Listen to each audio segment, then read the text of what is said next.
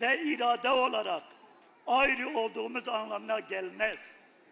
Dört duvar arasındaki özgür zihinlerin ve inançlı yüreklerin kongre bileşenleriyle birlikte olduğunu tek bir an bile unutmamanızı istiyoruz. Bizler kongre salonunu dolduran demokrasiye, barışa, özgürlüğe, adalete, halkların kardeşliğine ve yeryüzündeki bütün ezilenlerin mücadele değerlerine bağlı olduğunu bildiğimiz, binlerce yüreğin sıcaklığını ruhumuzun ve bedenimizin en küçük zerresinde bile büyük bir onurla hissediyoruz. Bilinmelidir ki tarih boyunca son sözü zulüm üzerinden yükselenler değil, zulme direnenler söyler. İçinden geçtiğimiz süreçte de direnenlerin son sözü söyleyeceğinize olan inancımızla kongremizi kutluyoruz. Bugüne kadar güle bağlanan arkadaşlar ve yeni seçilecek arkadaşlarımıza başarılar diliyorum. Özgür yarınlarda buluşmak dileğiyle. İdris Baluken, Sincan Dirnolu Cezayir.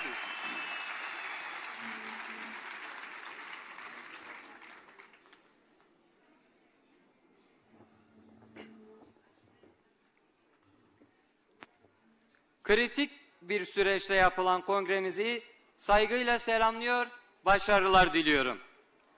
Örgütlü bir halk her türlü kötülüğün ve zorbalığın üstesinden gelebilir. Evet, halk olarak çok zor zamanlar yaşıyoruz.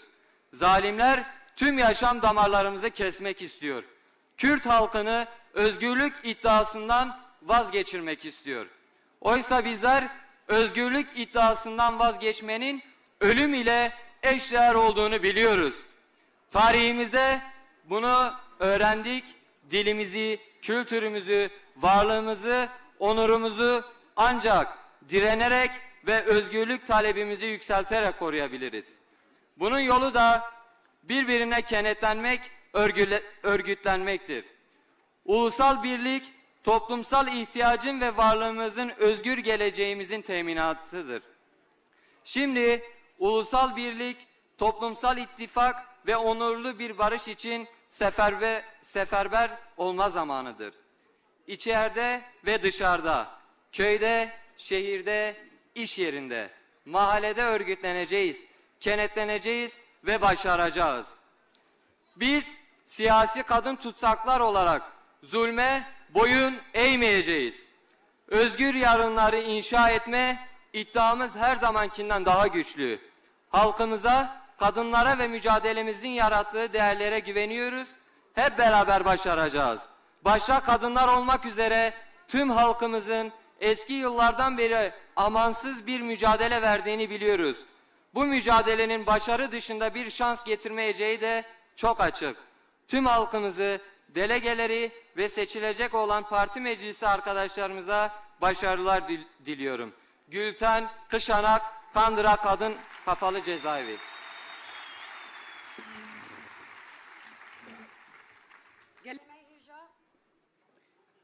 Mesajı kemedini jigirtigiye hatiye rehevala me Ayser Tuluk Slaveki germ Slaveki germ jibuy kongra me şandiye u serkeftin jibuy reveberiya nu dixwaze berxudana jina Slav dike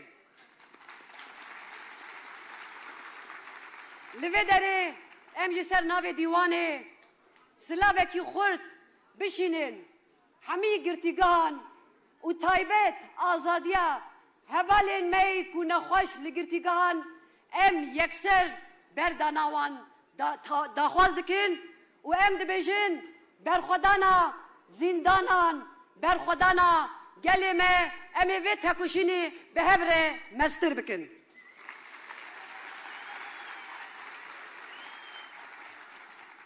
Beli, delege me hêja mesajeke me dinê jî heye لسر ناوی تفگرها جنین آزاد ام دخوازن بواره پارو بکن. جبوی کنگرات بدپی. جبوی آزادی خود سری دل گلی کرد جنین کرد و او کسین بندست دناف شرط و مرجن دجوار ده تکوشینا خواه بردوام دکن.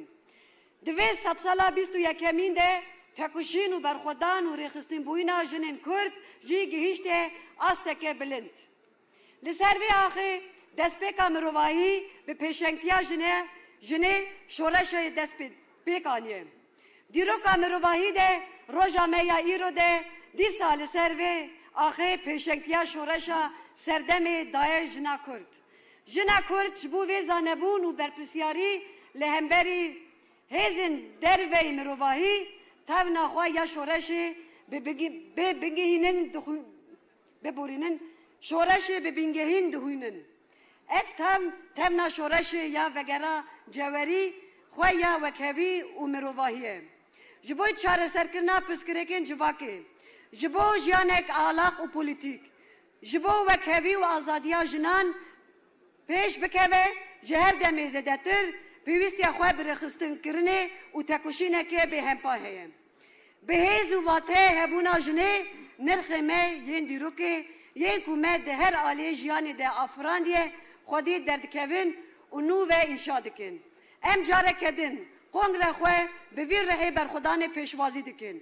ام وی باوریه دنه چاواکو ده هر آلی جیانی ده پیشنگ جنه عصا ده وی کنگره مجدجی لسر اساس پیشنگتیا بیردوزیا جنین آزاد خواه انشا بکن. ام هیوی دکن که اف کنگره به سرکفتی ارکا خواه یا دسری ده یکیتیا جنان یکیتیا گلی کرد و ریخستن بوینا جواک بجیبینه. لسر وی بیرو باوری ام ششمین کنگره DBP یا اسای برزداری سلاف دکن تفگرا جنین آزاد تجا.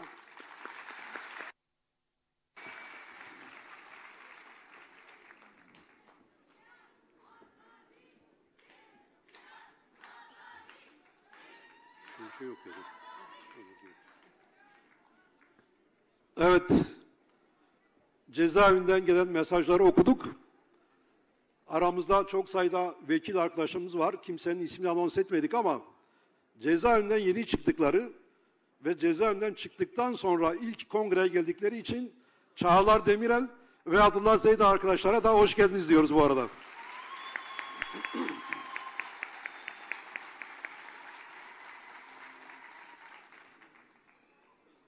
Değerli delegeler, şimdi bir öneri Kongre Divan Başkanlığı'na. Biz aşağıda imzası bulunan delegeler DBP 6. Olağan Kongre karar önergeleriyle Tüzük ve Program Değişikliği Komisyonu'na Celal Yoldaş, Gülşen Sincar ve Şirin Altay'ı öneriyoruz. Öneriyi kabul edenler, kabul etmeyenler, evet oy birliğiyle kabul edilmiştir. Kongremiz süresince gelebilecek karar önergeleriyle tüzük ve program değişikliğini bu arkadaşlarımız yürütecek. Bu arkadaşlarımızı yerlerine davet ediyoruz.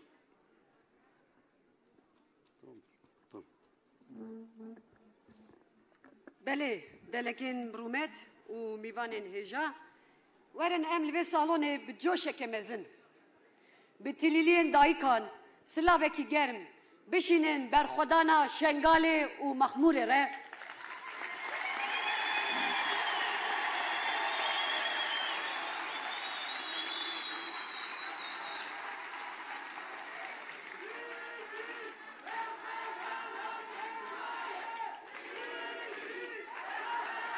امجبه سالونه به هفره سلاوکی گرم بشینن هر چای کردستانه همو گلن آزادی خواسره سلاو و رزی خوشمان را پیشکش دکن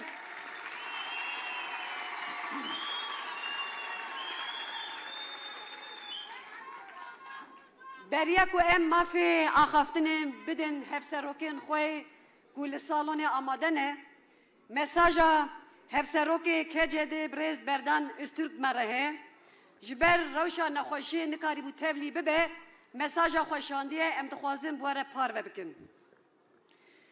Ji ber ku testa min a Covidê pozitif e, ez nikarim beşdarî bernamaya kongre bibim. Ji ber vê yekê lêborîna xwe dixwazim, weke ku tê zanîn, ev çend salên dawî yê li ser gelê me partî û sazên me êrişên hovane pêk hatin û tên. Bi rêya qayûmên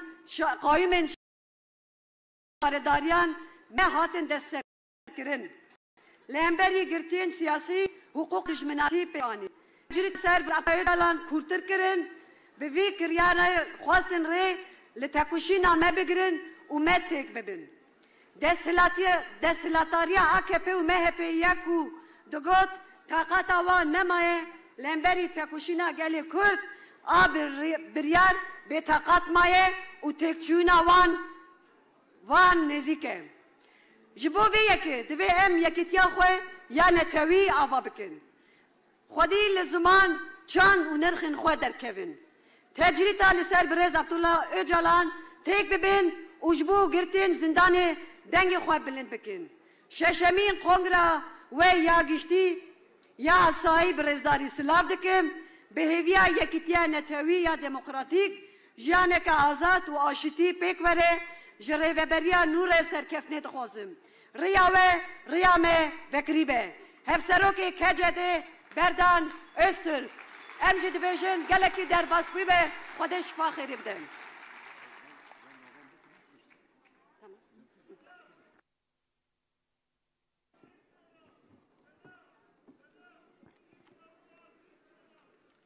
Değerli arkadaşlar, sabahleyin program başlamadan sunucular hazır konukların isimlerini anons etmişti ama sonradan gelen veya unutulan bazı isimler olmuş. Hızlıca onları hemen okuyorum. Değerli Panel Başkanı Elif Öner burada. Toplumsal Özgürlük Partisi Merkez Koordinasyon Üyesi Hatice Göze aramızda. DAT Demokratik Alevi Derneği Genel Merkez Yöneticisi ile Ankara Şube Yöneticileri Sevgi Kişin Sazan Genel Merkez Yöneticisi, onlar aramızda. Anya Kayder Marmara Eş Başkan ve Yönetimi aramızda. Evet, bunlardır. Başı, nehajî em derbasî axaftvanên xwe hevserokên xwe li salonê bibin. Lê bi coşeke mezin bira dijminê gelên azadîxwazan bizanî be ku tihêz nikare pêşiya coş û çekuşîna gelê me bisekine. Bi coşeke mezin em bang li hevserokê giştî yê HDP Partiya Demokratîk a Gelan Birêz Mithat Sancar dikin. Xeta sêyemîn careke din li vê derê bi gelê me re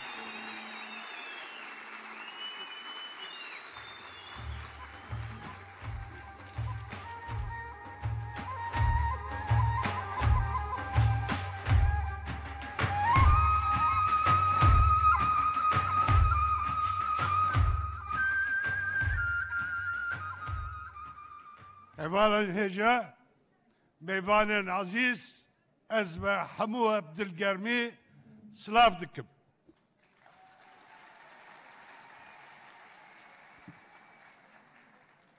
Sevgili arkadaşlar, değerli misafirler, hepinizi sevgiyle, saygıyla selamlıyorum. Hepimiz bu güzel kongreye, bu coşkulu ortama hoş geldik diyorum. Demokratik Bölgeler Partisi, Kürt sorununda demokratik çözüm ve barış mücadelesinde bu siyasi gelenekte özel yeri olan, önemli yeri olan bir parti şimdi 6. kongresini yapıyor. Bu 6. kongrenin bundan sonraki yürüyüşü daha da güçlendireceğine sonsuz inanıyorum. Kongrenin başarılı geçeceğinden de şüphe duymuyorum. Kongre hayırlı olsun şimdiden. Demokratik Bölgeler Partisi aynı zamanda HDP'nin bileşenidir. HDP'nin diğer bileşenleri gibi demokrasi, barış, özgürlük, eşit ortak yaşam mücadelesini büyük bir fedakarlık ve kararlılıkla omuzlayan çok özel mücadele geleneğinin taşıyıcısıdır. Bundan dolayı da şimdiye kadar HDP'ye, özgürlük ve demokrasi mücadelesine yaptıkları katkılardan dolayı kendilerine bir kez daha buradan teşekkür etmek istiyorum. HDP'nin Türkiye'ye demokrasi, barış, özgürlük vaat etmesi boş bir slogan değildir. Varlığımız, kuruluşumuz, ilkelerimiz ve yürüyüşümüz çoğulculukla, çeşitlilikle, farklılıkla, renklilikle bir araya gelmeye dayanıyor. Bu kadar farklılıkları, çeşitlilikleri, renkleri her kesimden, her inançtan, her halktan çevreleri kapsama ve bir arada tutma ancak büyük bir inançla ve güçlü bir iradeyle mümkündür. Bu inancın temelinde hedeflerimiz, ilkelerimiz ve değerlerimiz etrafında sıkı kenetlenme en önemli unsurdur.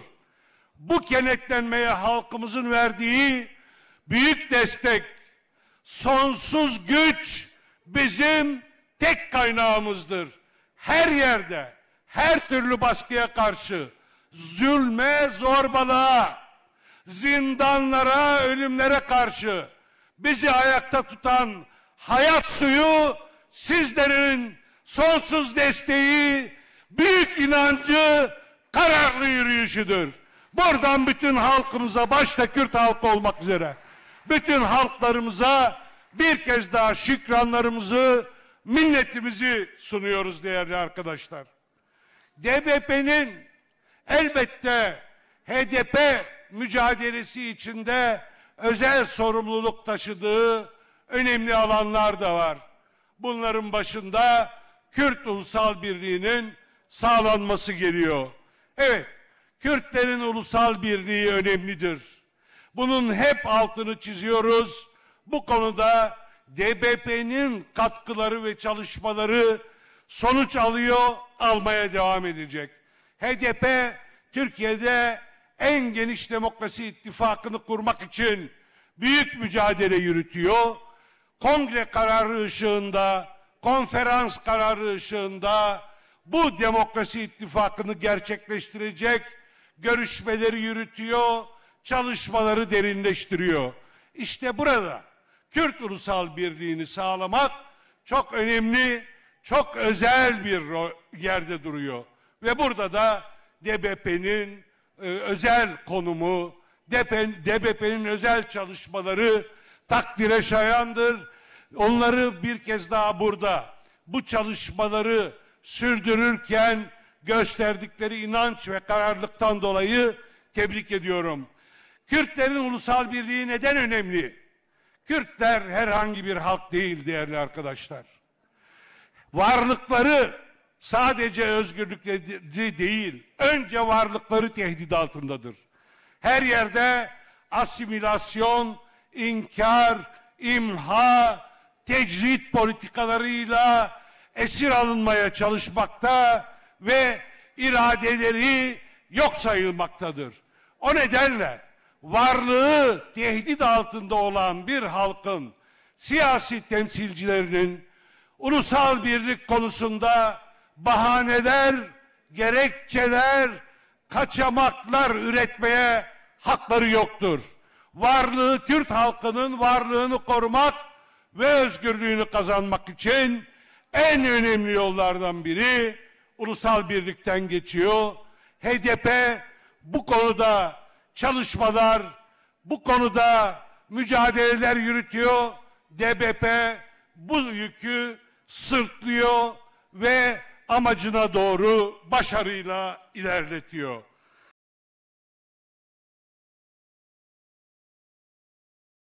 Evet, ulusal birlik aynı zamanda tazminatlarındandır.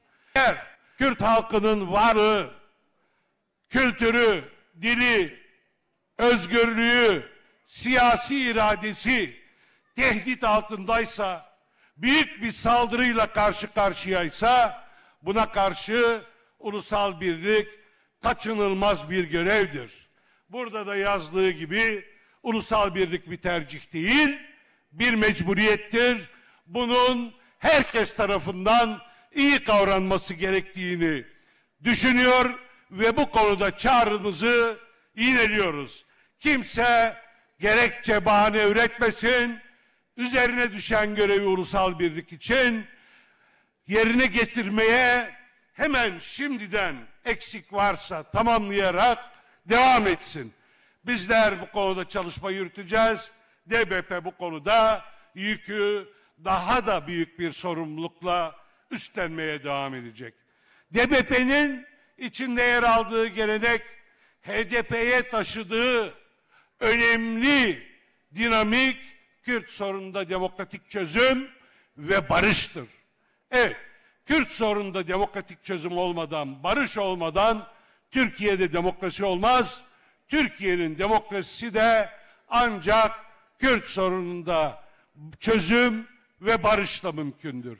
İşte biz bu geleneği HDP olarak en geniş kesimlere Demokrasi İttifakı mücadelesi altında yaymak için elimizden geleni yapıyoruz. Barış dedikçe bizlere dudak bükenler, barış kelimesini adeta itibarsızlaştıranlar, dünya ateş içine düştüğünde şimdi barış kelimesini ağızlarından düşürmez oldular. Barışın ne kadar önemli olduğunu bu son gelişmelerle birlikte herkes bir kez daha görmek zorunda kaldı maalesef.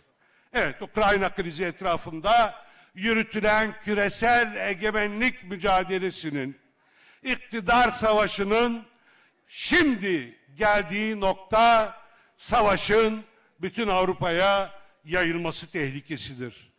Her türlü askeri müdahaleyi, işgali her yerde ve nereden gelirse gelsin hep reddettik, hep karşı durduk. Sorunların çözümü ister ülkelerin kendi içinde, ister devletlerin kendi aralarında olsun. Müzakereden, diyalogtan ve diplomasiden geçer. Bizim ilkemiz sorunların çözümünde savaşı, şiddeti reddetmektir. Militarizmi, askeri yayılmacılığı reddetmektir. Bunun yerine halkların özgür iradesine dayalı eşit ortak yaşamı savunuyoruz. Bunun da yolu müzakereden, demokrasiden, demokratik siyasetten geçiyor. İstikrar arıyorsanız demokrasiden başka yol yoktur.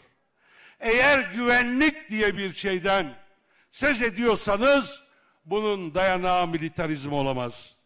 Güvenlik ancak insani kaygılara dayanırsa kalıcı hale gelebilir. Onun için askeri, militarist saldırganlığa karşı insani güvenliği ve güç mücadelelerine dayalı istikrar iddialarına karşı demokratik birlikteliği savunuyoruz. Evet, bu savaş bir kez daha gösterdi ki bütün dünyada ama en başta ülkemizde ve bölgede büyük bir barış hareketine ihtiyaç var. Barış sadece bir halkın, bir kesimin, bir bölgenin sorunu değildir ve barışa ulaşmak da sadece belli bir bölgeyle sınırlı mücadelenin başarabileceği bir şey değildir. O nedenle diyoruz ki gelin hep birlikte en geniş savaş karşıtı ittifakı oluşturalım ve hep birlikte haykıralım. Barış hemen şimdi ve her yerde.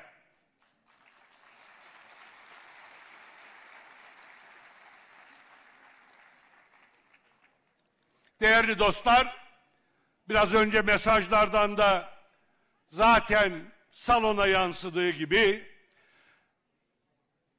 mücadelemize, örgütlüğümüze yönelik insafsız bir saldırı var ama hiç kimsenin kıramadığı güçlü bir irade ve sağlam bir inancımız da var.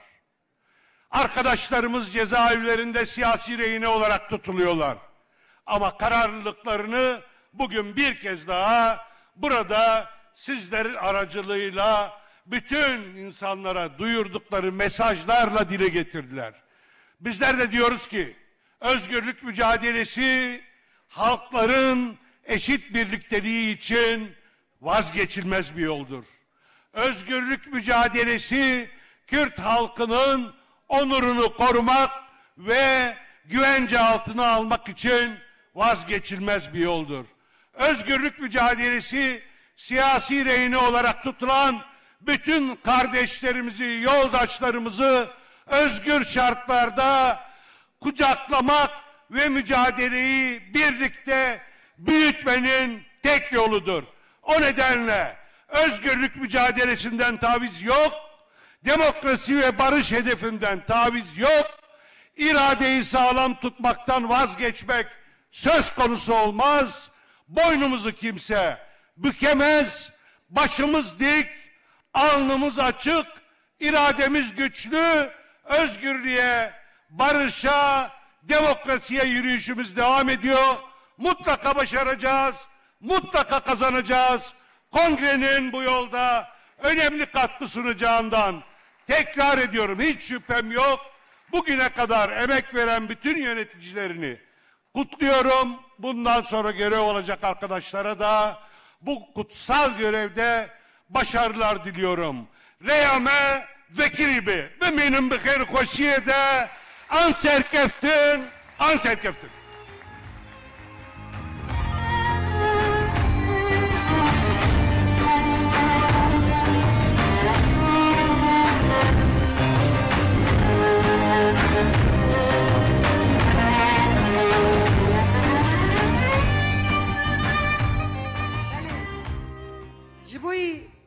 Hevserokên HDP Brez Mithat Sancar em gelekî spas dikin, hûn herebin.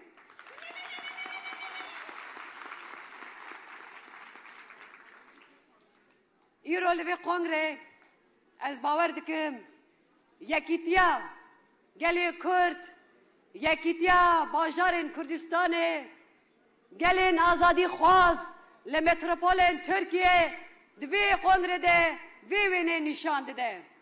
Amed û li vê derê Batman, Elê, Van, Cezîra Botan, Merdin, Gemer, Arif, Karadeniz, İstanbul, Ankara, hûn hemî xeyr û xweşiyan bin. Serselam, sersevelan bin.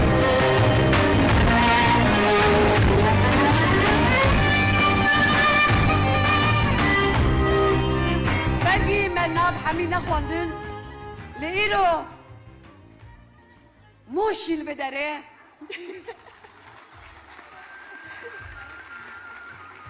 Bazît li vê derê Dersim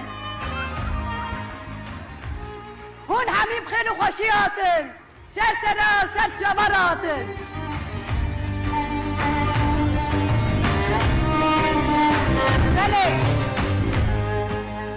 em ê bi axaftinê hevserokên xwe berdevkên xwe berdewam bikin li hemberî faşîzmê tekoşîna herî mezin bi wate bi rêxistinkirinê ye ji bo wê niha jî her berdevka Kongre Demokratîk a Gelan Brez Esengil Demirbuar e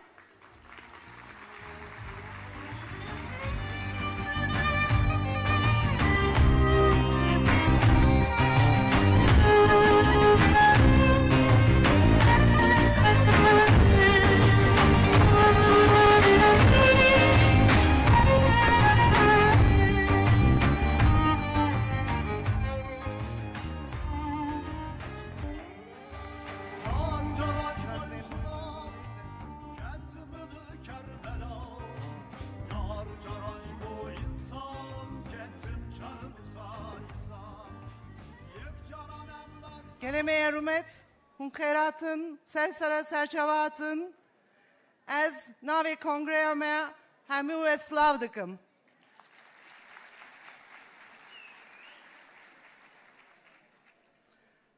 Değerli halkımız, sevgili yoldaşlar, değerli kurum temsilcileri ve Sayın Divan, hepinizi Halkların Kongresi, Demokratik Kongresi adına saygıyla selamlıyorum ve yolumuz açık olsun diyorum. Değerli dostlar, bugünlerde konuşulacak en önemli mesele savaş kışkırtçılığının karşısında barış meselesidir. Barışın ne kadar yakıcı olduğu, savaşın yıkıcılığı karşısında barış ısrarında ne kadar kararlı olmamız gerektiğinin önemi bugünlerde çok daha açık bir şekilde ortaya çıkıyor. Elbette pek çok sorunla boğuşuyoruz. Elbette özellikle siyaset yürüten Halkların Demokratik Partisi, Halkların Demokratik Kongresi, onun bileşenleri, Demokratik Bölgeler Partisi, siyaset yapan ve Türkiye'de alternatif üretmeye çalışan bütün yapıların üzerinde ağır bir baskı var. Ama bütün bunların sonucunun aslında Türkiye'nin yürüttüğü 40 yıllık savaşın nedenleri olduğunu hepimiz çok iyi biliyoruz. Bugün ezilenlerin yıkıcı bir şekilde yaşadığı ekonomik krizin boyutları giderek artmaya devam ediyor. Çalışanlar, emekçiler o büyük krizin altında, ekonomik krizin altında ezilmekteler ve bunun karşısında da sokaklarda, iş alanlarında direnişlerini sergiliyorlar. Bütün bunların ana nedeninin dediğim gibi yürütülen 40 yıllık savaşın sonuçlarıdır. Türkiye'de bu 40 yıllık savaş, Kürtlere karşı yürütülen savaş, Kürt düşmanlığı, Kürt'e statü elde edilmemesi, Kürt'ün bir şey kazanmaması, Kürt'ün bir gün yüzü görmemesi üzerine yürütülmüş olan bu savaşın sonuçlarıdır. Ve o savaşın sonuçlarını Türkiye'de yaşayan bütün halklar, bütün emekçiler ödemektedir, bedelini ödemektedir. Bugün savaş karşıtı olanlar, savaş karşıtlığı üzerinden dünyadaki halklarla ortak bir dil kurduğunu söyleyenler, mesele kendi ülkesine geldiğinde, kendi coğrafyasına geldiğinde, bırakın savaş karşıtçılığını, tam tersine ölüm, zulüm, kan ve gözyaşının artması için savaş kışkırtıcılığı bizzat o savaşın katılımcıları pozisyonuna bürünmektedir. Burada şunu söylemek istiyoruz. Savaşın bitirilebilmesi için Türkiye'deki bütün halkların topyekün ses çıkarması lazım. Ukrayna'ya karşı Rusya'nın giriştiği işgal girişimi karşısında Rusya'da binlerce insan sokağa çıktı. Bu insanlar savaş karşıtı oldukları için çıkmadı aynı zamanda. Bunların sokağa çıkma nedenleri zaten fakir olan, zaten yoksullaşmış olan Rus halkının savaşı kendilerine daha fazla yoksullaştıracağını, daha fazla zulme ve daha fazla yoksunluğa yol açacağını bildiği için savaş karşıtlığı için sokaklara döküldüler. Türkiye halkları da savaş karşıtlığı için, Türkiye emekçileri de savaş karşıtlığı için sokağa çıkmalı, yan yana gelmeli, güçlerini birleştirmelidir. Bunun yolu nereden geçiyor? Bunun yolu tarafların karşılıklı müzakere etmesinden geçiyor. Bunun yolu Kürt halk önderi Sayın Abdullah Öcalan'ın görüşlerinin, fikirlerinin alınıp kendisiyle masaya oturulmasından geçiyor. Bunu açıklıkla ifade etmek gerekiyor. Korkmadan, ürkmeden ifade etmek gerekiyor. Muhatabı Sayın Öcalan'dır. Sayın Öcalan İmralı'da ağır tecrit koşulları altında tutulmaktadır. Türkiye Cumhuriyeti savaşın bitmesini istemediği için, bu sorunların çözülmesini istemediği için ve çözümün adresinin oradan geçtiğini de çok iyi bildiği için o adresin kapılarını kapalı tutmaktadır. Daha cesur, daha açık bir şekilde Kürt sorununun çözümü için Sayın Abdullah Öcalan'a başvurmalısınız demek zorundayız. Bunu sadece biz değil, bu ülkenin emekçileri de söylemeli. Bu ülkenin ezilen diğer halklarının da söylemesi gerekiyor. Kürt sorunu çözülmeden ne emek sorunu, ne kadınların yaşadığı sorunlar, katliamlar, ne gençlerin yaşadığı sorun, ne bir ülkenin ekolojik problemlerinin çözümü mümkün değildir. Bunları çok daha büyük harflerle açık açık ifade etmekten geçiyor. O yüzden bu kongre zeminleri bunu ifade etmemizin en iyi olanaklarıdır. Bugün söylemezsek yarın çok geç kalabiliriz. Nitekim Ukrayna'yı gördük. Bugün Ukrayna halkı bir savaşla karşı karşıya, bir saldırıyla karşı karşıya ve onlar neyi örnek alıyorlar? Neyi kendilerine referans alıyorlar? Kürtlerin direnişlerine referans alıyorlar. Kürt halkının direnişini referans alıyor. Ukraynalı büyük şair Vasili Simonenko 1960'larda Kürtlerin İranlılara karşı verdiği varlık mücadelesine karşın bir şiir yazmış ve o şiirde halkını kurtarmanın yolunun direnmekten geçtiğini ifade etmiş. Keşke bu şiiri Kürtçe'ye ve Türkçe'ye çevirebilmiş olsalardı. Bu şiirin bütün o içindeki temaları burada sizinle paylaşabilseydim. Ama ana teması şudur: yaşamak direnmekten geçer ve halklar, direnen halkları kendilerine büyük bir hedef ve büyük bir ufuk olarak görürler ve onlarla yan yana dayanışma içinde olurlar. Yolumuz açık olsun. Bundan sonra direnişimiz çok daha büyüyerek devam edecektir. Dem deme azadiya, dem deme serkeftine.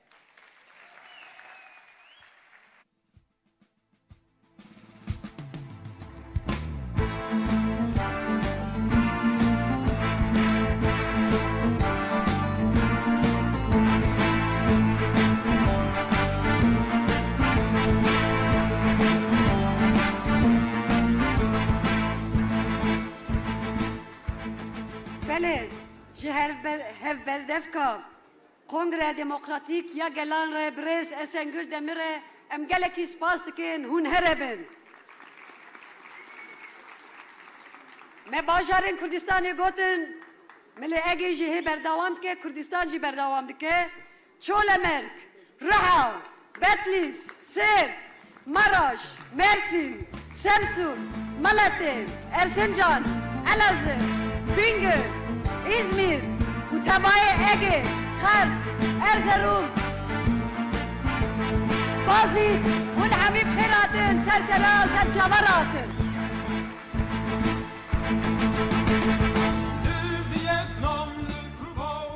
Bajarê ku me negotin jî hûn jî tebayê bi xêr hatin, sersera, serçavar hatin.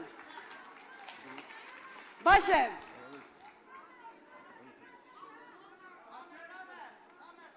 Serçava. Belê, em ê bi axaftin û mesajê xwe berdewam bikin. Ez bawer dikim hûn hemîl benda axaftina hevserokên me debepîne. Dema pêş xebatekê çawa ye, pêşa rojekê çawa ye, mesajê giring wê bi we re bidin parvekirin. Ji bo wê yekê bi coşekê mezin hevserokên DBP Brez Saliha Aydeniz, Brez Keskin Bayındır.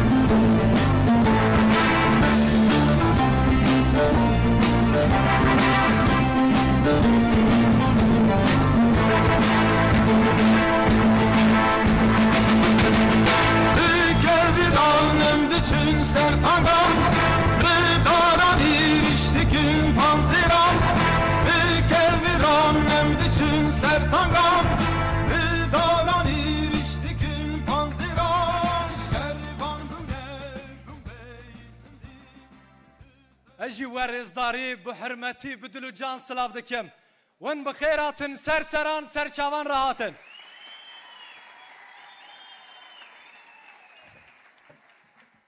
جي آمد اللهنكو كناوي اللهنگان سردليخه كولايه جي درسيما كو چوك ندانوي هيجي بويا درد جي بوتانا كو خينا اگيدان بدليخه شوشتيه او سرحدا چای بلنج خورا کریه ستار او گلین خود پارزه او جزیره برخوده را که مکریه شریکا اوینا مموزینه او دایکان آمارا ون بخیراتن سرسران سرشاوان راحتن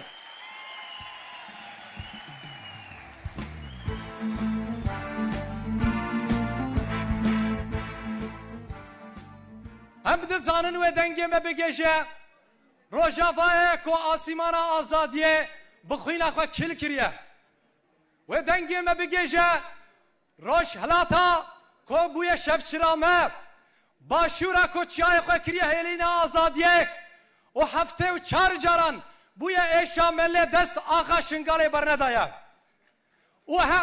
و هر وها ام باش دزانن ام باش دزانن و دنگی ما بگیجه گراوا امرالیه کو دل روح اویا مکریه یک گلیمین هیجا گلیمین برومت ون بخیراتن دیسا سرسران سرچاوان راحتن کنگرامه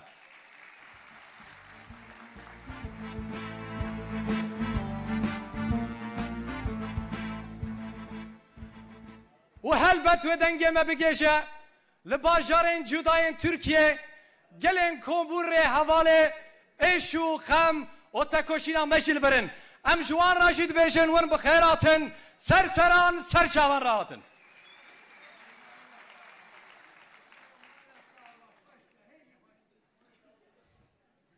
گلی می هجا او گلی کو بسالانه لسر و آغا قدیم تکوشینا آزادی و رومت دمشینه از جارکی دن و حمیان برزدارن و بحرس کرن سلاف دکم نور ارتیا پارتیا هرمان دموکراتیک جبو ما رومتکی مزنه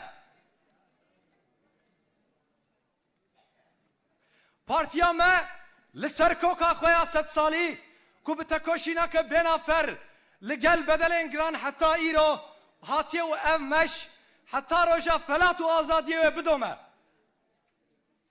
رهوالتیا ویا پیروس امی جاره کی دیجیج بیجن جبو ما رومتکی به هم پایه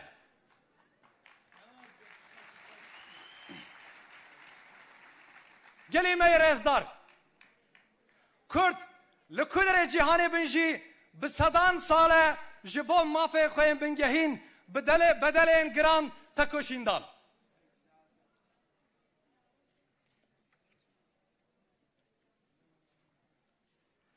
هر چی خاص هزوری و برین دستلاتان گوهر بنجی طیبتمندی آوانا سرکه نه گوهری و اف طیبتمندی جی نه یارتی آوانا سر کردایه وان هیزان نه تنی زمانو چاندا کردان انکار کرن آخ آبو جیان آوان دست سر کرن و خستن هبونا کردان جهوله راکن خطریات نکرنه هبونا گله کرد جهوله نرابویه سدما بنگهینا و خطره پارچه بونا تکوشینا کردانه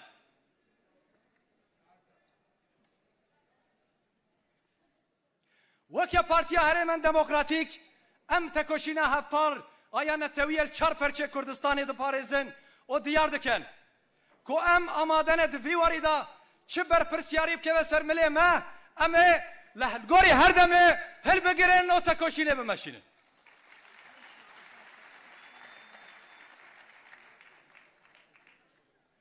گله می رزدار حتی گله کرد دناف خدا یکیتیا خواه آوان نکه مترسی و برسپریکن هر درین کردستانی لدارن نه این چاره سر کرن اف یکیتیا کو ام وک دبه پید خوازن آوا بکن لسر خطا نتوا دموکراتیکه پینگاوا یکمین آن نتوا دموکراتیک لدار خستنا کنگره نتوینا چار پرچه کردستانیه ادی نابه که کنگره نتوی وره پاش خستن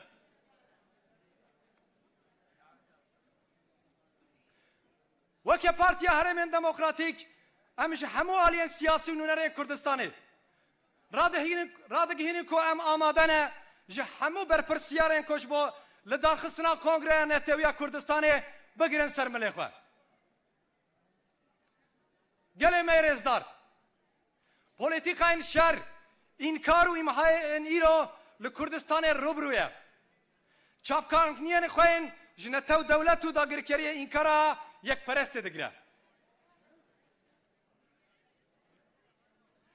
دیرو که ده همو چافکانین کردستان هاتنه داگر کرن و دست سر کرن به اینکار پیشافتن و متینگری دشمن انگله کرد خواستنه که گله کرد بن پک بکن کردستان ایرو به شواز نوی کولونیالیزم روبرویه ویران کرنا هست کیفا 12,000 سالی هلوشاندنا بیرو چاندا سوره آبا کرنا بنداو خلقولین سرانسر اردیگاریا ما شرین تایبت جوان و جنان روخاندنا سیستماتیک یا لسر گورستان و مرین مشی انجام پولیتیکاین داگرکریه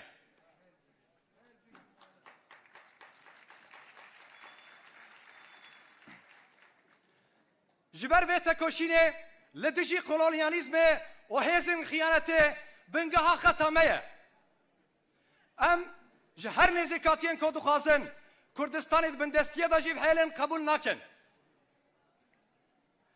ره حوالن هجا پرسکریکا کردانا هری مزن پرسکریکا ستاتویا گلی کرده بصدان سال هم هزن ستاتوکو پرس هرمه و هم جی هزن هگوموریکن جهانه لگل هف کردستان پارچه کرنه و بستاتو هشتنه جباکور حتی روشالات جباشور حتی روجاوا کردان برخودان مزن نشاندان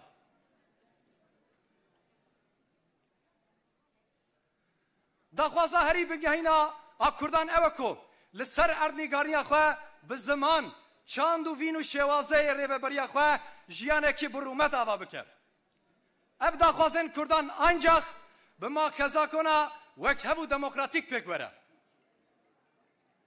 ام جاره که دین تینی زمان کو پرسکریکا کرد به دیار کرنا ستاتویا گله کرد نایه چاره سر کرن جخینی ما خزا کنا دموکراتیکو ستاتیا کردان ناس بکه تو گارانتیا چاره سریه نینه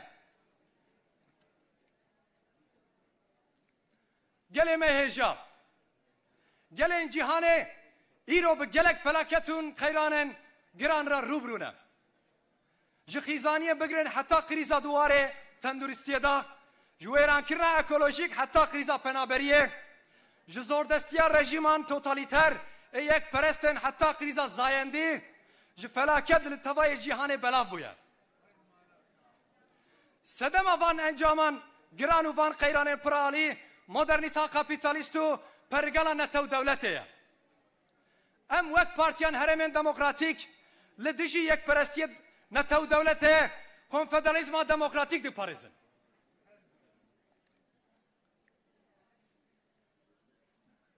دناب همو پرگالاندا تن کنفدرالیزم دموکراتیک دکاره همو هرمین لگل همو جداهی و طیبتمندی خود تولی ریوبریان بکه و پتانسیل خود جبو نتویات دموکراتیک در بخواله کنفدرالیزم جبو جیانا به هورا نتنه لکردستانی روشالتا ناوین و حتی امریکای یا لاتین که به سالان شرل دوام دکه و حتی افریقا و اروپای دکاره ببه مدرکی آلترناتیف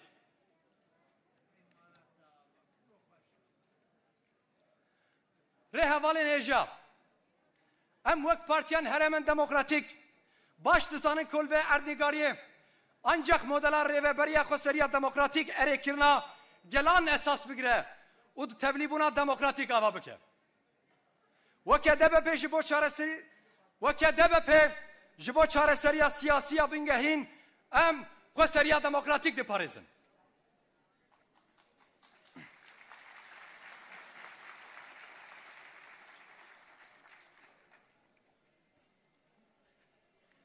geleme heja حکومتا AKP MHP د سالên dawiyê de bi polîtîkayên kayyûman dest ser îrada gelê Kurd kir.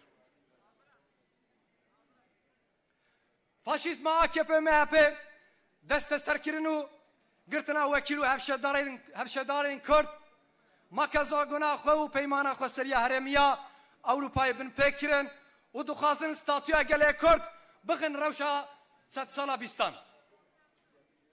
Zamanê Kurdî ku yek jî zimanê herî mezin a rojhilata navîna qedîm e. Ji sed sala zêdetir di piranî de diraya giştî de hatiye qedexe kirin. Temsîla dawiya vê polîtîkaya înkara zihniyeta înkarê û a qedexekirinê îro hikûmeta AKP û MHP ye.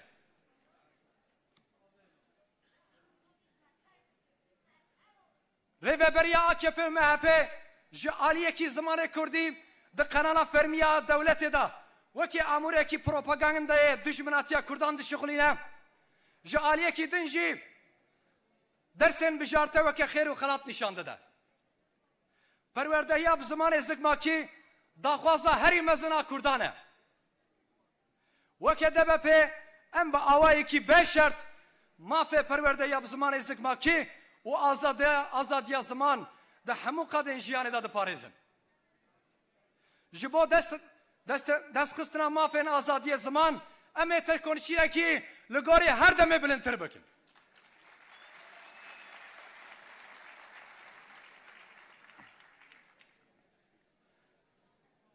Hevalên hêja niha jî em dibînin ku ji gelên Tirkiye û ji Kurdistanê re du xetên netewperest û yekperest tên farz kirin. Her du xetên desthilatdar jî li ser ketxwariya û neyartiya gelê Kurd hatiye avakirin. Gelê me ne mecbûrin ku ji van xetan yek hilbijêrin. Ji ber ku her du jî yekin. DBP li hemberî van her du rejîman hêza parastin û avakirina Rêya Siyemîn e.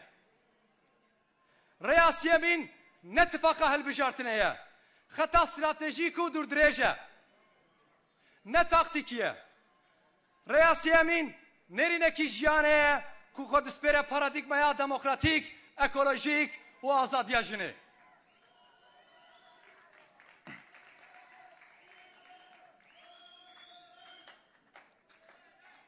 Ne tenê xewn û xeyalekî polîtîk e.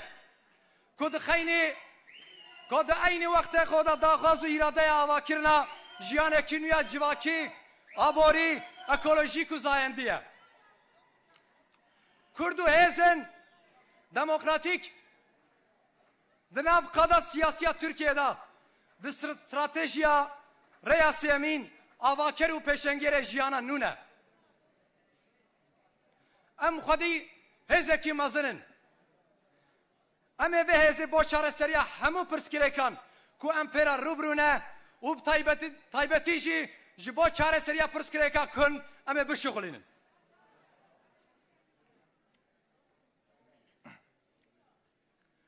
Gelê Kurd ji birî serkeftina mezin a azadî û demokrasiyê piştgirî nade tu siyaset û xetên şîlo û bêbawer. Gelê me yên hêja.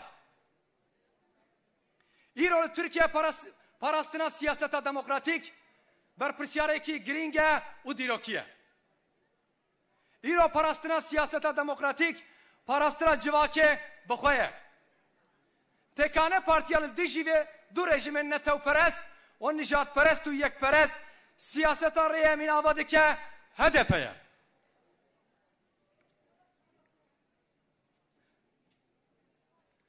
Tekane partiya ku dijî şer, ketxwariyê, cudakirinê, nijadperestî û faşîzmê li dijî desthilatdariya mêran li ber xwe dide dîsa HDP ye. Lewma parastina HDP parastina gelan û civakê ye. Em jî weke DBP dibêjin. Em fikriyata HDP diparêzin û li dijî hemû xeter û êrîşan em ê HDP mezin bikin.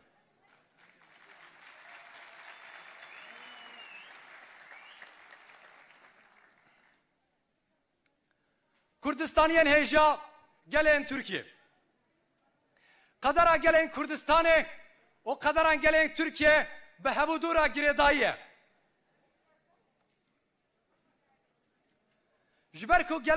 جبرکو گلین سروی اردنگاری راستی همان ایریش تندی زخت و زورداری دبن جداکاری وانجی جهف چه نابه. ایرا لترکیه این کتن این کار کرن کردن. یه انتیم پرچه کندن کتکارن. جنن کو راستیه تندیا کرنتن.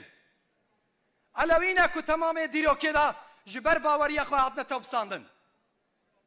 پنابرن کو جبر شرین زورداران مجبور مانه و جیو واره خان ترکاندن. لدیجی درکتنا و چرخامتین گریه به تکوشینا هفده مال کردستانه و ترکیه پکانه.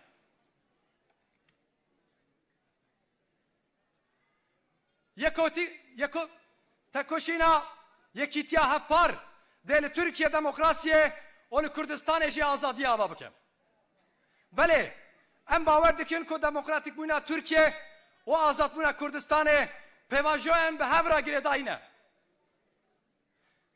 هگر لشرنخه سیاست و قرکرنا هگر لشرنخه سیاست قرکرنه و ترنکرنه هبه لانقره دموکراسی آوا نابه.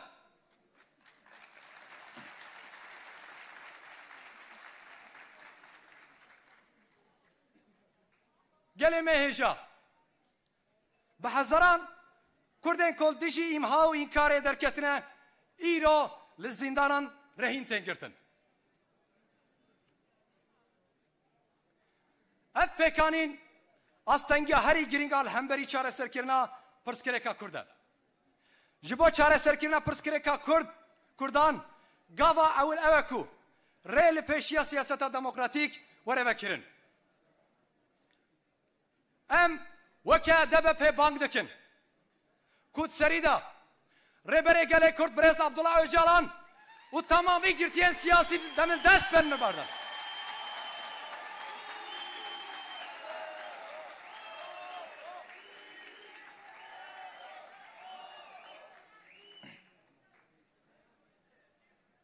گلمه هجا گلمه برومت جبو چاره سرکینا پرسکرکا کردان و شرط المذاکره دموکراتیک چاره سریه کی زلال هیا چاره سری مکازاگونا دموکراتیک و محتاب اساسی جی برز اوجلانه.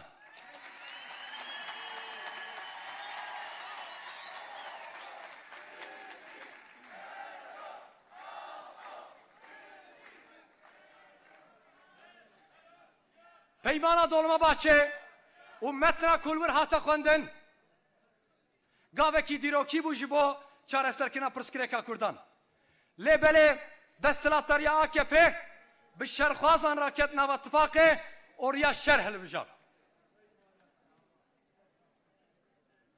لپیشیا ترکیه در هنه یان اوه شرح الدجی تمام کردان بدومینه و به وی اوه تمام ترکیه هنده بکه یان جی اوه عقل چاره سریه هل بجیره و جبو چاره سریه دموکراتیک پیواجه اکی بده دست بکرن.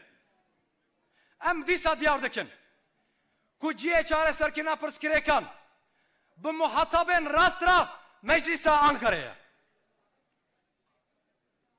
جوانم برومت هزین پیشنگین تکوشینامه دوی تکوشینی دا ین کن برخودنم مزندان پیکانین هر تم جوان بود.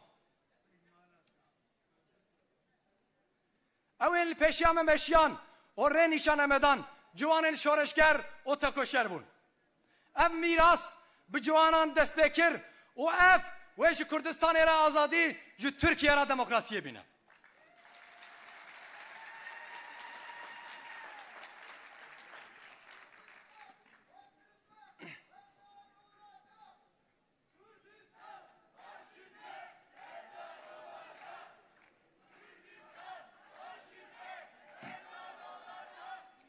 لهمری هموز دو زورداری دولت المتینگر جوانان گاوک جی پاشنا آوید.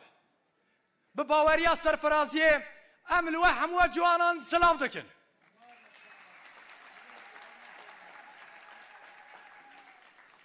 گله مهجا اف 100 سال و به 100 سالا کردان تو هز و nikar be peşiyal ber Kurdan bigire u ber bi serfiraziye ve dimeşin.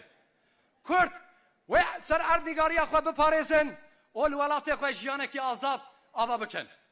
Bi vê wesileyê em eşkerek dikin ku 21 Adarê li dijî zilm û zordariya zaliman nîşana roja azadiya gelê Kurd e.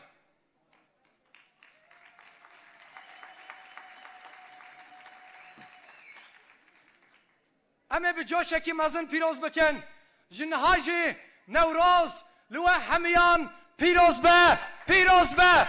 Azadiya gelê me ye, azadiya rêverbêrê me ye. Bijî gelê Kurd, bijî dostin hevalên gelê Kurd. Bibijînet xêrê xweşî lan.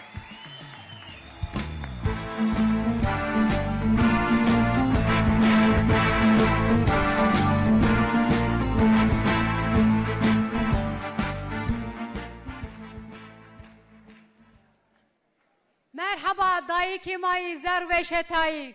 Merhaba ceni çok ne doneni. Merhaba şare mayı çok ne danayı. Merhaba meymane may erciyayı. Şima peri xeyro mey serseron serçimon rao mey.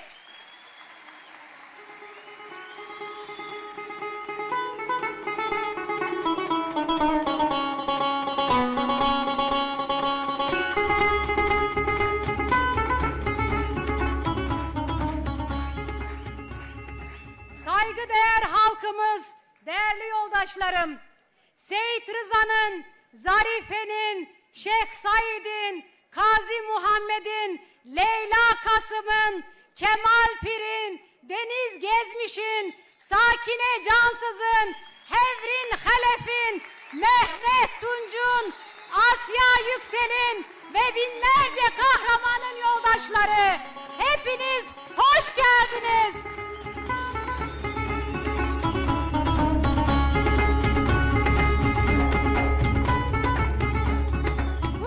Topraklarda yıllardır özgürlük mücadelesi ve onurlu mücadeleyi yürüten halkın evlatları, hepinizi saygıyla, sevgiyle selamlıyorum.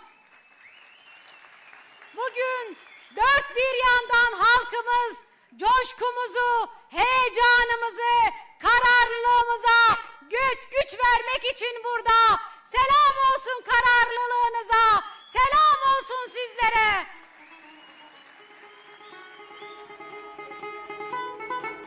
Kürtler bulundukları her yerde temel hakları için yıllardır aralıksız bir mücadele yürütmüş ve büyük bedeller ödemişlerdir. Mücadele yürüttükleri güçler ve yönetimler değişse de hepsinin temel özellikleri Kürt düşmanı olmalarıdır. Bu güçler Kürtlerin yalnızca dilini, kültürünü yok saymamış, toprağını, suyunu, yaşamına el koymuş ve Kürtlerin varlığını ortadan kaldırmak istemişlerdir. Bu tehdidin hala sürüyor olmasının en temel nedeni Kürtlerin mücadelesinin parçalı olmasıdır. Bizler 4 parça Kürdistan'da ortak ulusal mücadeleyi savunuyor ve bu konuda sorumluluk almaya hazır olduğumuzu buradan bir kez daha belirtiyoruz.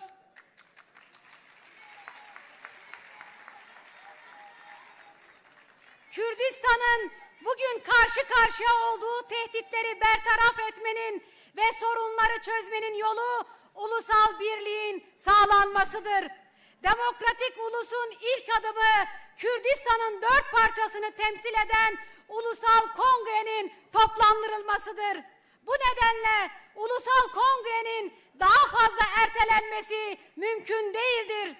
Demokratik Bölgeler Partisi olarak Kürdistan'ın Ulusal Kongresi'nin toplanması için üzerimize düşecek olan bütün sorumluluğu üzerimize almaya ve buna hazır olduğumuzu Kürdistan'ın bütün siyasi partilerine ve temsilcilerine buradan ilan ediyoruz.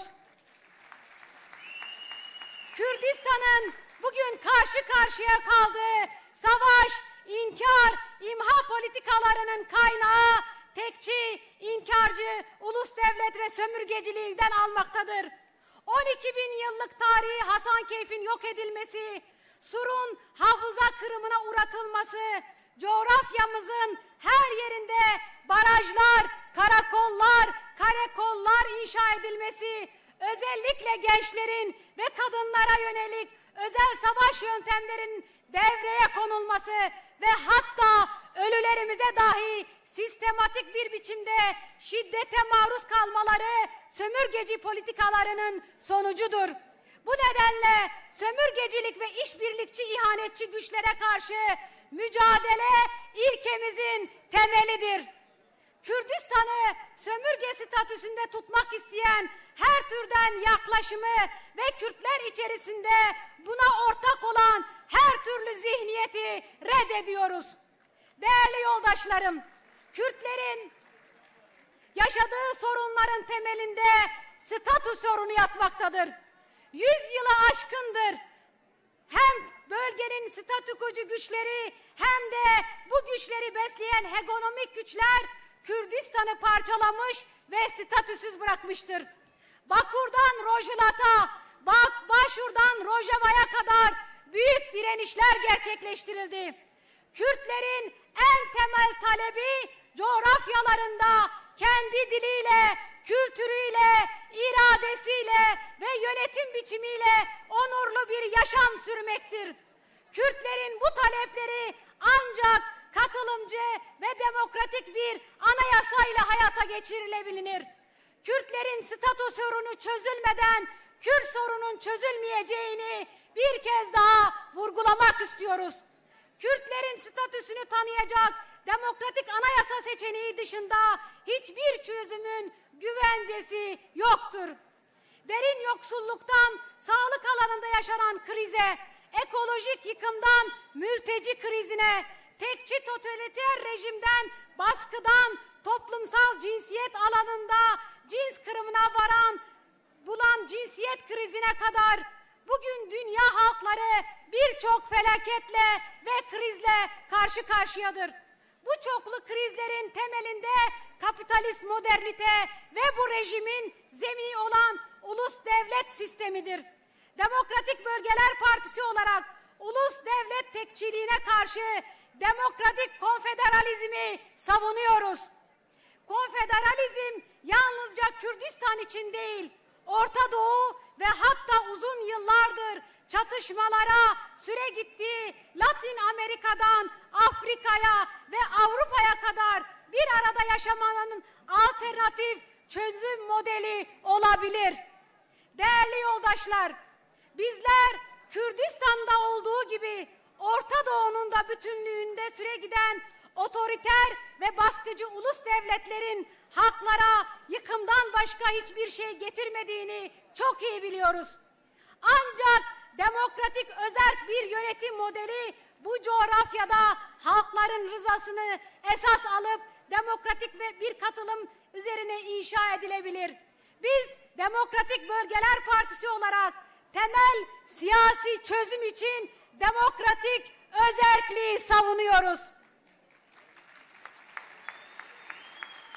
AKP iktidarı son yıllarda devreye koyduğu kayyum politikalarıyla Kürtlerin seçme seçilme iradesini gasp etmiştir.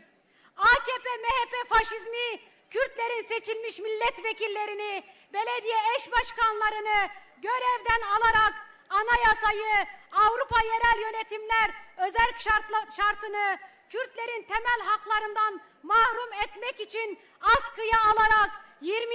yüzyıldaki koşulları dayatmaktadır. Yine Orta Doğu'nun en kadim dillerinden olan Kürtçe 100 yılı aşkındır alenen yasaklanmış durumdadır.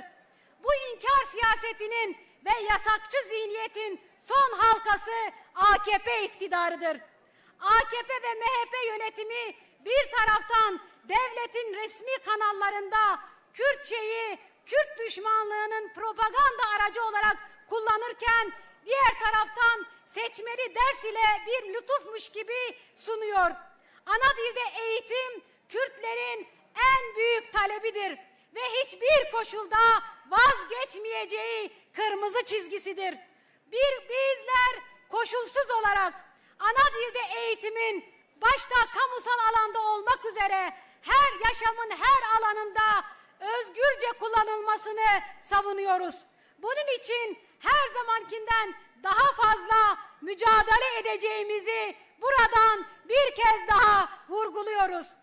Değerli arkadaşlar, yüzyıllardır Türkiye ve Kürdistan halklarına tekçi, ulusalcı, milliyetçi, cinsiyetçi iki hegemonik yönetim rejimi dayatılmaktadır. Bugün topluma dayatılan iki kutuplu siyaset anlayışı da devletçidir. Emek sömürüsüne dayanır, kadın düşmanıdır. İki anlayış da kendini Kürt düşmanlığından kurtaramamıştır. Halklarımız bu anlayışlara mecbur değildir. DBP olarak bu iki rejim karşısında üçüncü yolun savunucusu ve inşa gücü olduğumuzu buradan bir kez daha söylemek istiyoruz. Üçüncü yol bir seçim ittifakı değildir. Dönemsel ve taktiksel değil, stratejik ve uzun erimli bir hattın adıdır. Üçüncü yol demokratik, ekolojik, kadın özgürlükçü paradigma üzerine yükselen bir yaşam tahayyülüdür.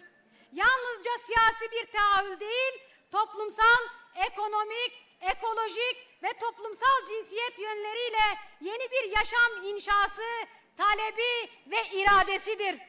Kürtler ve demokrasi güçleri üçüncü yol stratejisiyle Türkiye siyaset sahnesinde oyun kurucudur. Ciddi bir siyasi ve toplumsal birikime, deneyime, etkiye ve güce sahip olduğumuzu çok iyi biliyoruz. Bizler bu gücümüzü Kürt sorununun çözümü başta olmak üzere karşı karşıya olduğumuz bütün sorunları çözümü için seferber edeceğiz. Kürt halkı özgürlük ve demokrasinin büyük kazanılması dışında hiçbir yaklaşıma payende olmayacaktır. Çok kıymetli Türkiye halkları, üçüncü yolun inşası, demokratik ittifakı en geniş toplumsal zemini büyütmekten geçmektedir. Demokratik ittifakın inşası, demokrasi ittifakında önemli bir yere sahiptir. Daha dönemsel olan ancak halkların yararına olan bütün girişimler demokrasi ittifakının büyümesi ve etrafına bir mücadele hattı oluşturulmalıdır. Demokratik Bölgeler Partisi olarak demokratik ittifakı en güçlü şekilde savunacağımızı buradan bir kez daha belirtmek istiyoruz. Türkiye'de bugün demokratik siyaseti savunmak önemli bir sorumluluktur. Ve bu sorumluluk en fazla da siyasetin omuzlarındadır. Demokratik siyaseti savunmak bugün toplumu savunmaktır. Cumhuriyet tarihi boyunca bu ülkede hiçbir zaman inşa edilememiş olan demokrasi son 20 yılda yönetimde olan toplum düşmanı AKP iktidarı tarafından tamamen bitirilmiş durumdadır.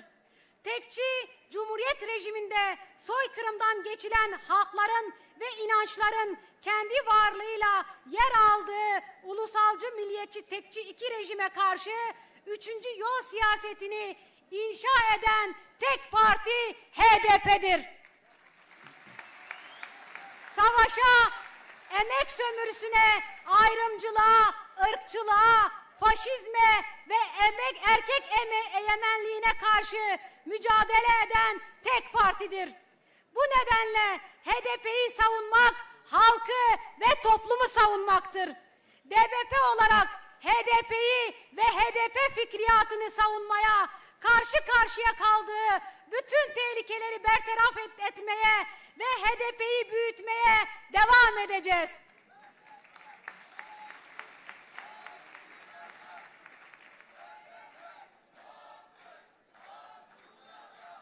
Değerli Kürdistanlılar ve Türkiye halkları, Kürdistan halklarının kaderiyle Türkiye halklarının kaderi birbiriyle bağlantılıdır. Bu coğrafyada yaşanan halkların maruz kaldığı baskı, şiddet ve sömürü de benzer olduğu gibi bir kader ortaklığı söz konusudur. Ne Kürdistan'da ne Türkiye halkları şu an maruz bırakıldığı bu kadere mecbur değildir.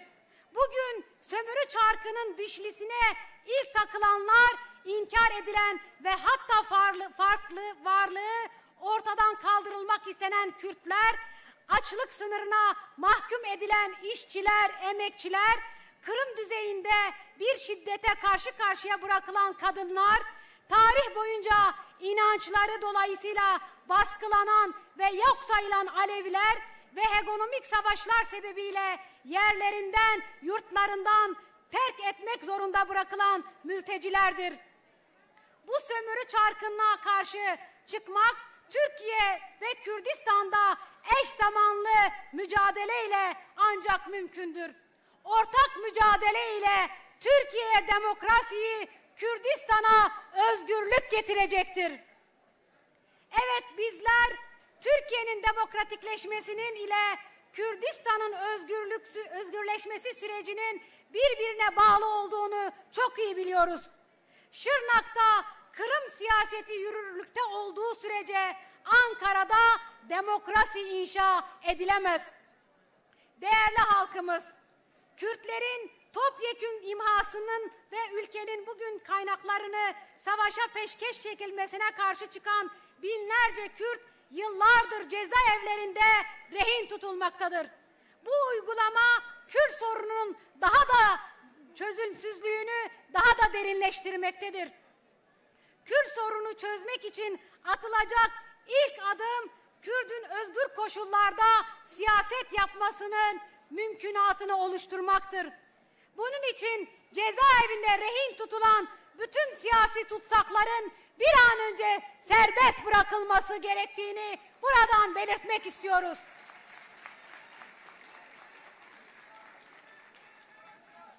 Yine son 7 yıldır ağır tecrit koşulları altında tutulan Sayın Abdullah Öcalan'ın fiziki özgürlüğünün bir an önce oluşturulması gerekmektedir. Kürt sorununun çözümü ve demokratik müzakere koşulunun tek yolu ve tek çözümü vardır. Tek çözüm, tek yol demokratik anayasa, çözüm ise İmralı'da Sayın Abdullah Öcalan'dır.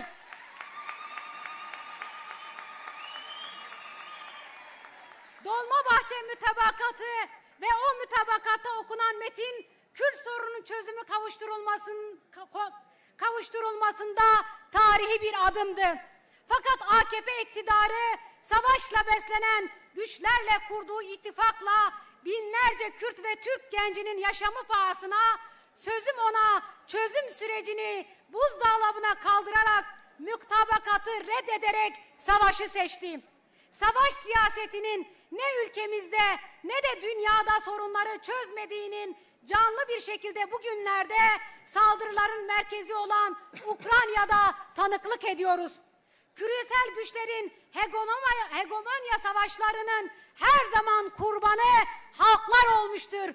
Bundan dolayı her yerdeki bütün savaşlara hayır diyoruz.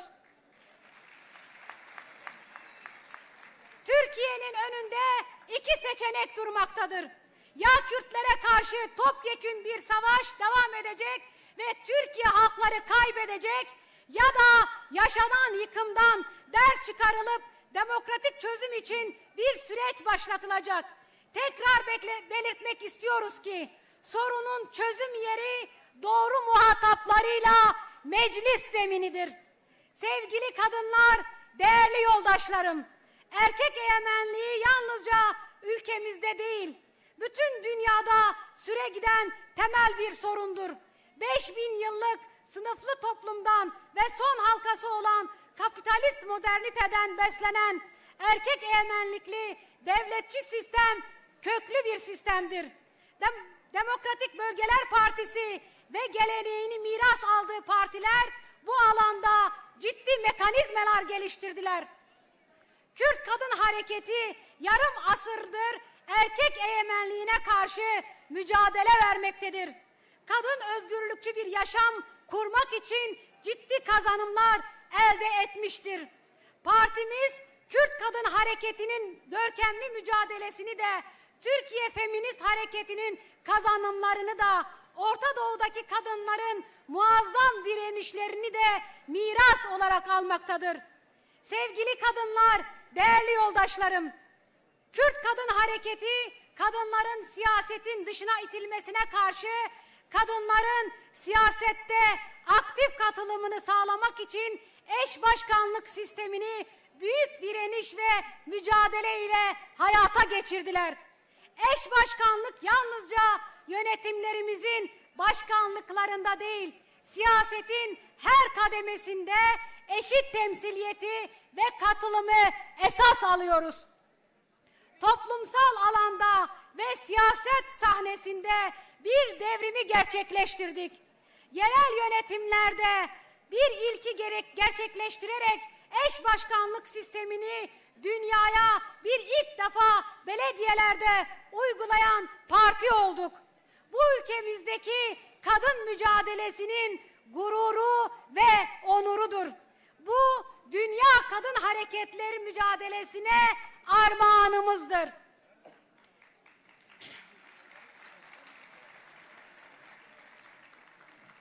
Eş başkanlık sistemi bugün AKP ve MHP saldırısı altındadır.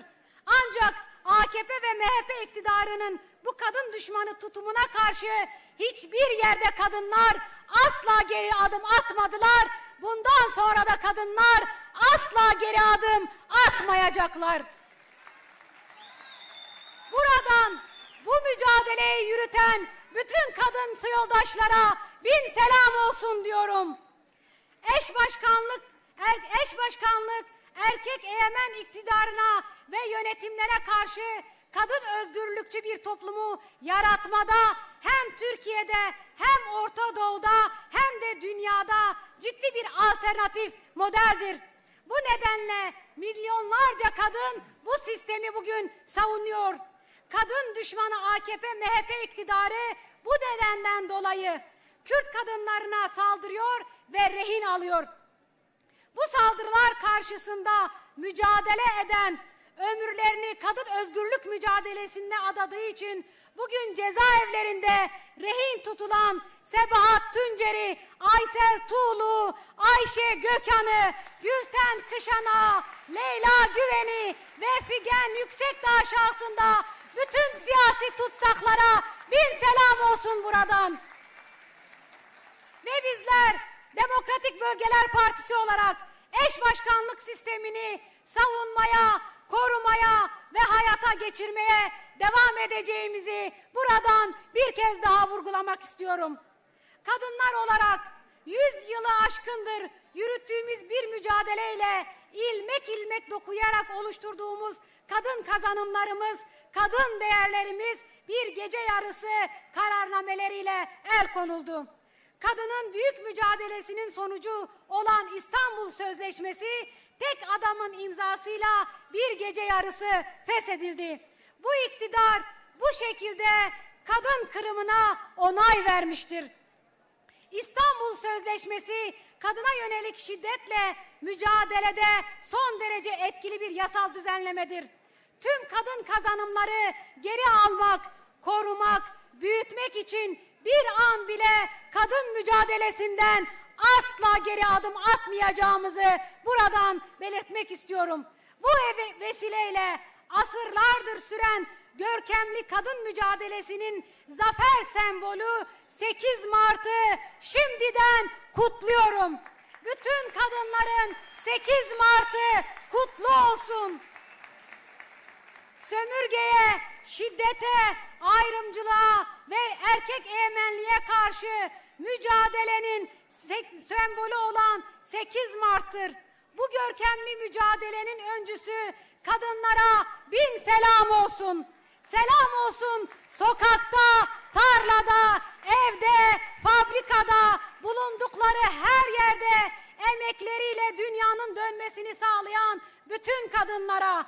Selam olsun şu an 8 Mart için her yerde mücadele ve direnişiyle alanları direniş alanlarına dönüştüren bütün kadınlara bin selam olsun. Değerli gençler, mücadelemizin öncü gücü yoldaşlarım. Bu mücadelenin en büyük direnişi ortaya koyan, kurucu fikriyatı inşa eden, en önde koşan hep gençler oldu. Bu gelenek genç başladı, gençlerle başladı ve gençlerle Kürdistan'a özgürlük, Türkiye'ye demokrasi getirecektir. Sömürgeci devletlerin bütün baskı ve şiddetine rağmen genç erkek ve genç kadınlar tek bir adım geri adım atmadılar.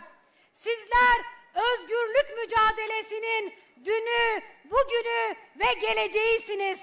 Bu halkın gururu ve bu toplumun onurusunuz. Hepinizi büyük zaferinizle olan inancımla selamlıyorum. Değerli halkımız, bu yüzyılın Kürtlerin yüzyılı olmasını yürekten diliyorum. Zafere koşan Kürt halkını hiçbir güç durduramayacaktır. Kürtler yaşadıkları coğrafyaları demokratikleştirecektir. Özgürlük mücadelesi veren bir halkı hiçbir güç, hiçbir zaman engelleyemez. Bu vesileyle Kürtlerin zulme karşı direnişinin, zalime karşı zaferinin ve sömürgeciliğe karşı özgürlüğünün sembolü olan Nevroz büyük bir coşkuyla kutlayacağımızı buradan belirtmek istiyorum. Ve buradan hepimizin Nevroz'u şimdiden kutlu olsun. Bu Nevroz, Kürtlerin büyük zaferinin başlangıcı olacaktır. Şimdi Kürtlerin büyük kazanma zamanı, şimdi özgürlük zamanı, şimdi demokratik, ekolojik, kadın özgürlükçü Kürdistan'ı inşa etme zamanı diyor. Bütün hepinizin kararlılığıyla, saygıyla, sevgiyle selamlıyorum. Kalın sağlıcakla.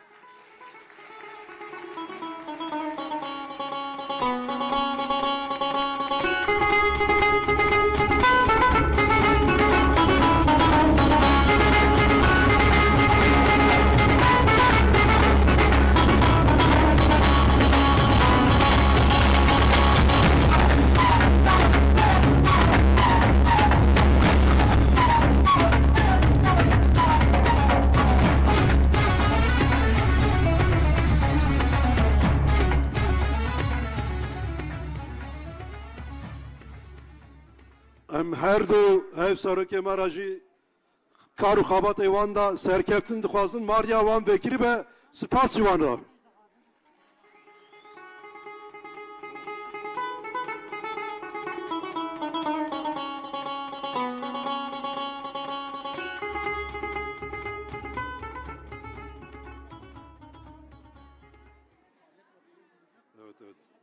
Evet. Arkadaşlar,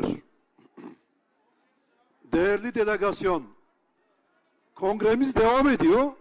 Evet, bazı misafirlerimiz belki ayrılmak durumunda ama kongre devam ediyor. Özellikle doğal delegeler burada mı? Doğal delegeler. İllerden gelen delegelerle doğal delegeler ayrılmasın. Tek turda seçimi bir an önce bitirmemiz için arkadaşlar burada kalsınlar. Ses duyuldu mu arkadaşlar? Tamam. Şu şeye geçiyorum. Ha, bu şey var.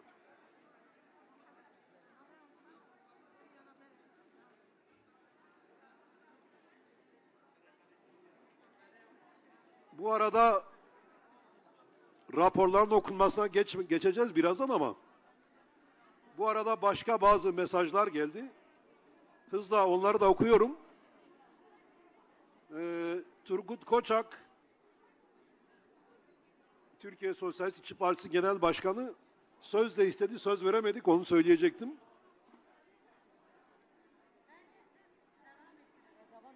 Evet, Ev ve Ev Eksenli Çalışanlar Sendikası Genel Başkanı Gülsüm Nazlıoğlu. O da söz istemişti, veremedik. Yani bizimle alakalı değil o. Seçim Kurulu'nun çıkardığı programdır bu. İzmir Din Alimleri Derneği, Partizan Ankara temsilcisi Deniz Akbeyik aramızda, Sosyalist Meclisler Federasyonu'ndan arkadaşlar aramızda, Kürdistan Komünist Partisi Genel Başkanı Sinan Çiftyürek'in mesajı var, selamları var, başarılar diliyor. Kendisi gelemedi.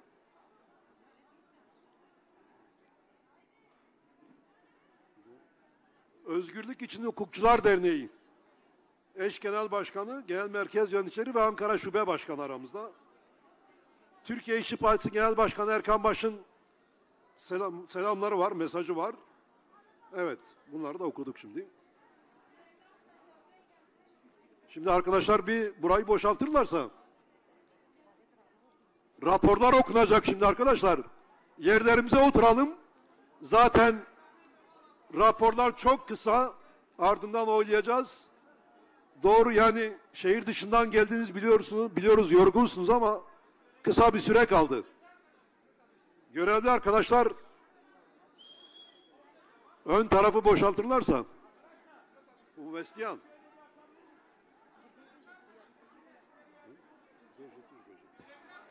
Hevaloş, kerema xwara kongrama berdavam dike.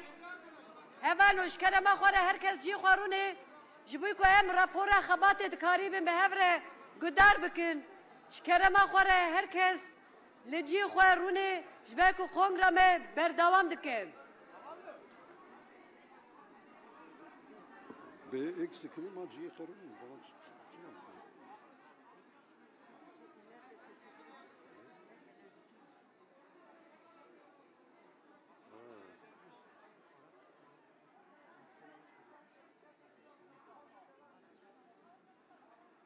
Bu nedir ya?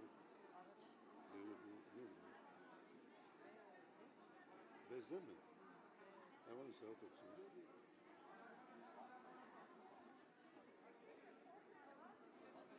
Evet, arkadaşların yerine oturmasını bekliyoruz. Bu önde kalan arkadaşlar özellikle şeyi kapatıyorsunuz. Herkes yerine oturabilir mi arkadaşlar?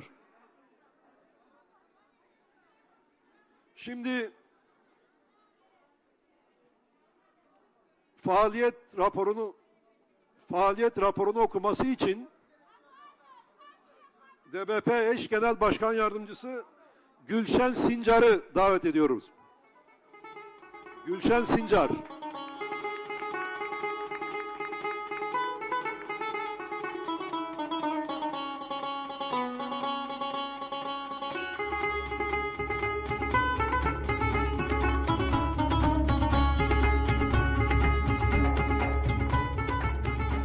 Değerli üyelerimiz, delegelerimiz, çok değerli arkadaşlarımız, yoldaşlarımız, kongremize hoş geldiniz. Demokratik Bölgeler Partisi 30 Kasım 2019, 26 Şubat 2022 faaliyet raporu. 30 Kasım 2019 tarihinde yaptığımız kongremiz sonrası temel çalışma alanlarına dair yaptığımız planlamalar ışığında öncelikli olarak Kürdistan Ulusal Birlik çalışmaları, eğitim ve örgütlenme başlıklarındaki görevlendirmelerle sürecimizi başlattık. Kongremizden kısa bir süre sonra tüm dünyanın gündemini sarsan COVID-19 pandemisiyle birlikte pandeminin yol açtığı zararları anlama ve yorumlamaya dair yaşanan kapanma süreci birçok alan gibi bizde de kısa süreli bir beklemeye yol açtı. Kapitalist modernitenin yaşamın tüm alanlarında pandemiden kaynaklı korku iklimin yaygınlaştırmasına ve kitleleri korkuyla manipüle etme politikalarına karşı devrimci güçler ve yapılanmalar olarak halk ile birlikte süreci atlatma kararlaşması temelinde halk buluşmaları, eğitim, örgütlenme çalışmalarına dair planlamalarımızı hızlandırdık. Örgütlenme ilişkin Merkezi Kongremiz sonrasında örgütlü olduğumuz Ahmet, Mardin, Van ve Antep illerimiz ve yine bu illerimizin ilçe örgütlerinde kongrelerimizi gerçekleştirdik. Daralma Kongresi'nden sonra sahalarda yürüttüğümüz alan çalışmalarında özellikle Türkiye kentlerinde yurtsever yapı, kurum ve halklarımızın talepleri doğrultusunda yeniden örgütlenme seferberliğiyle Ege, Marmara, Çukurova bölgelerinde bölge temsilciliklerimizin açılışlarını gerçekleştirdik. Eğitime ilişkin siyasi alan merkez organlarımız ile birlikte demokratik siyaset sahasına kadro örgütleme temelinde Ahmet ve Van bölgelerinde parti program tüzük eğitimleri çerçevesinde 13 eğitim devresini gerçekleştirdik. Yine Mardin bölgemizde parti program tüzük kapsamında 4 paket eğitim gerçekleştirdik. Kongresini yaptığımız tüm il ve ilçe örgütlerimizde 2-3 günlük demokratik siyaset eğitimlerimizi gerçekleştirdik. İllerimizde parti program tüzük eğitimleri başlıklarıyla haftalık birer günlük eğitim çalışmalarımızı yaptık.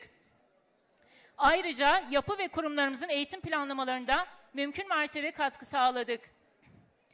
Ulusal birlik çalışmaları temelinde göreve geldikten kısa bir süre sonra Kürdistan Ulusal Birlik Çalışmaları kapsamında 18-19 Ocak 2020 tarihlerinde Ahmet'te kalıcı Ulusal Birlik Çalıştayı'nda Ulusal İttifak'ın gerekliliği, modeli, programı, iç işleyişi, Ulusal İttifak'ın önündeki muhtemel engeller ve bunları aşma yöntemleriyle halkımızın kazanımlarını hedef alan saldırılara karşı nasıl bir duruş temelinde tartışmalar yürütülerek ulusal birliği ve özgürlüğü sağlama zamanı şiarı ile çalışmaların güçlendirilmesine karar verildi. 2020 pandemi kısıtlamalarından dolayı ara verilen birlik çalışmalarımız 8 Ocak 2021'de Van'da ulusal birlik için yaptığımız kitlesel açıklama ile devam edildi. Paralelinde Siirt, Batman, Mardin ve ilçelerinde ulusal birlik çalışmaları yapıldı. Halepçe katliamı, Nevroz ve 21 Şubat Ana Dil Günü başta olmak üzere birçok tarihsel ve güncel gelişmeye karşı birlik çalışmalarında yer alan siyasi parti ve temsilciliklerle birlikte açıklamalar düzenledik. Yine birlik çalışmasına verdiğimiz önem kapsamında Kürdistan İttifak grubunda olmayan partiler zaman zaman ziyaret edilerek çalışmalara davet edildi. Şubat 2021 tarihinde İstanbul'da Birleşik Mücadele Güçlerinin ilanı yapıldı. Bileşeni olduğumuz Birleşik Mücadele